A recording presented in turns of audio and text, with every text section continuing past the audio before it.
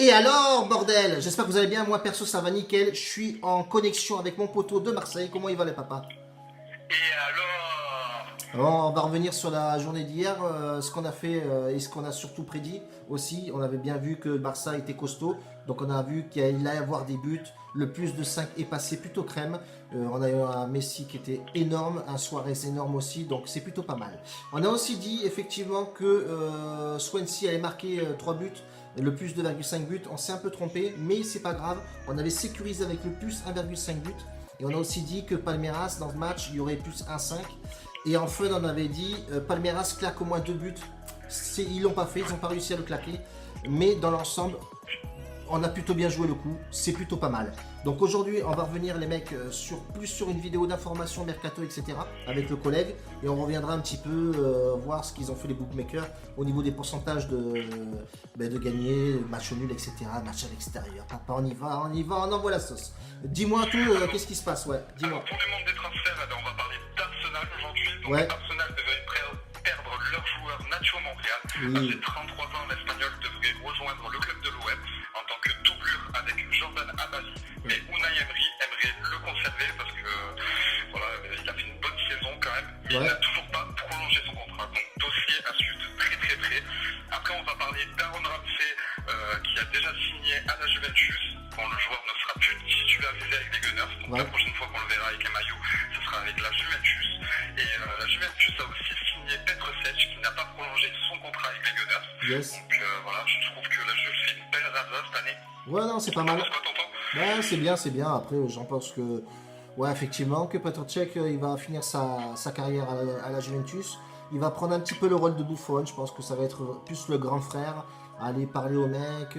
Enfin, voilà. Je le vois plus dans l'état d'esprit comme ça. Et sur Ramsey, il était temps qu'il se barre d'Arsenal. Voilà. Il va arriver à la Juventus avec beaucoup de milieux de terrain quand même. Hein. Je pense qu'il va avoir un petit peu de ménage là-dedans. Mais sinon, dans l'ensemble, ça me paraît cohérent dans le système de recrues de la Juve. Bon, on verra ce que ça donne. Dis-moi tout. Voilà. Il va avoir une grosse concurrence au niveau des milieux de terrain l'année prochaine avec la Juve. Yes. Donc on va continuer les Ouais, transferts. ouais. Arsenal s'intéresserait à recruter Kurt Zouma à Everton. Yes. Et c'est vraiment une saison solide, mais le joueur appartient à Chelsea. Mais Chelsea veulent prendre aucune décision jusqu'à la fin de la saison tant que David Luiz n'aura pas prolongé son contrat. Donc si David Luiz part par un autre club, Kurt Zouma sera le prochain titulaire à Chelsea. Ouais. Après, pour Arsenal devrait lancer une nouvelle offre pour le cas Christopher Nkunku. Vu le problème du fair play financier qu'on avait vu sur les vidéos précédentes, Ouais. le club parisien a déjà parlé au joueur Nkunku en disant que voilà, il serait placé sur la liste des transferts. Malheureusement, bon, en plus il a raté le penalty pour la finale de la Coupe de France. Donc bon, ouais, c'est un peu malheureux pour lui. Ouais. Le joueur est estimé à 20 millions d'euros et Arsenal détient une enveloppe de 40 millions d'euros pour recruter ce joueur. Surtout que Unai Emery connaît bien Christopher Nkunku. Donc je pense qu'on est bien parti pour ce transfert. Ouais. On parle aussi de Mesut Özil qui devrait être vendu dès cet été avec Mkhitaryan. Donc les deux joueurs ils ont été trop irréguliers, ils coûtaient bas au club. Donc je pense que Arsenal vont récupérer deux belles enveloppes pour ces deux joueurs. Ouais. Après on parle aussi de deux transferts de Mohamed Elneny, ce jeune je l'aime vraiment bien. Ouais. Ça serait un joueur à aller à l'OM, tu vois. Ouais. Et du cas Danny Welbeck, les deux joueurs seraient aussi sur la liste des transferts. Donc Ouais. voilà, je pense qu'on a fait vraiment le tour Ouais. sur le mercato d'Arsenal. Donc, Ouais. j'espère que ça vous fera plaisir l'équipe. Donc on va parler des pourcentages que les bookmakers nous ont proposés pour les matchs de la Ligue Europa. Donc, Ouais. Bah, du coup, écoute, tonton. ouais, ça va être simple, hein, clair et simple. Je pense que ils voient surtout que Arsenal est supérieur à Valence. Donc ils mettent la victoire de Arsenal à 39%, ce qui est cohérent. Hein. Après le match nul à 33% et la victoire de Valence à 28%. Donc ouais, dans l'ensemble, c'est plutôt pas mal. En double chance, par contre, c'est intéressant. Alors, la double chance, le 1x est à 66%, et ça, c'est plutôt pas mal. Donc, ça nous oriente vraiment dans le sens où ça consolide notre prono si on veut jouer Arsenal gagnant ou match nul.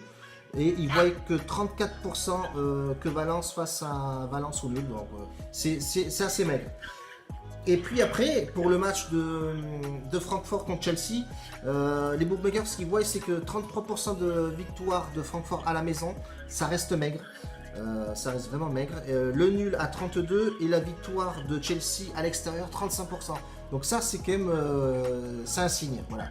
C'est un signe. Ils veulent vraiment pas prendre de risque. Et, ben, si on regarde bien, ouais, 33, 32, 35, c'est vraiment pas de risque. Après, je sais que Chelsea a l'habitude de gagner ses matchs à l'arraché en fin de deuxième mi-temps. Donc le 1-0, tu vois, même le orienter plus les mecs à jouer peut-être le plus 1-5 sur ce match. Il y aura peut-être 1 ou 2 buts, tu vois. On sait que Francfort, ça joue quand même costaud à la maison. Ouais, surtout Francfort, marque énormément de buts aussi. C'est ça. Après, la double chance Chelsea ou match nul, elle est à 54%, c'est énorme. C'est quand même pas mal. Et Francfort en double chance, c'est 46%. Donc voilà. Grosso merdo, là-dessus, sur ce match-là, moi je voudrais plus un Dronobet, là, tu sais, les. Match nul, l'équipe à l'extérieur gagne, match nul remboursé. Exactement, voilà. Ça, ce serait plus safe pour moi. Et la double chance d'Arsenal, la double chance à 66%, la cote elle est à 1,25. C'est pas dégueulasse, hein, les gars, c'est pas dégueulasse.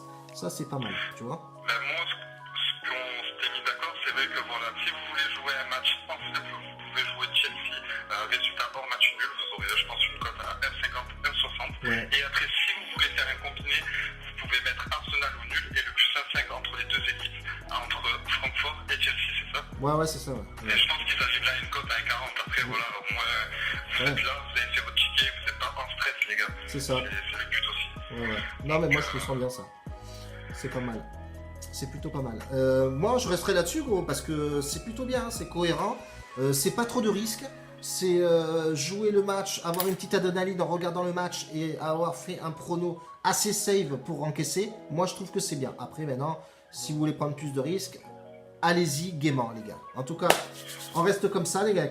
J'espère que ça t'a plu, frérot.